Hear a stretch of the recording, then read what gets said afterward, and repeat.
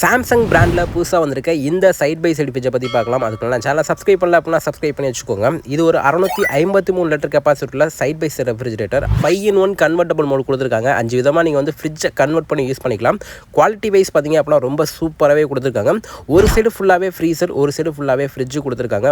ஃப்ரீசரில் 2 பாக்ஸ் கொடுத்துருக்காங்க. நான்வெஜ் ஐட்டம்லாம் ஈஸியாக ஸ்டோர் பண்ணுறதுக்கு. ஃப்ரிட்ஜில் பார்த்தீங்க அப்படின்னா சிங்கிள் பாக்ஸ் கொடுத்துருக்காங்க. வெஜிடபிள் பாக்ஸில் நீங்கள் யூஸ் பண்ணுறதுக்கு. இதை நீங்கள் 5 விதமாக கன்வெர்ட் பண்ணுறதுனால நீங்கள் எங்கே எது வேணால் நீங்கள் வச்சு யூஸ் பண்ணிக்கலாம். அந்தளவுக்கு ரொம்ப கன்வீனியன்ட்டாக கொடுத்துருக்காங்க.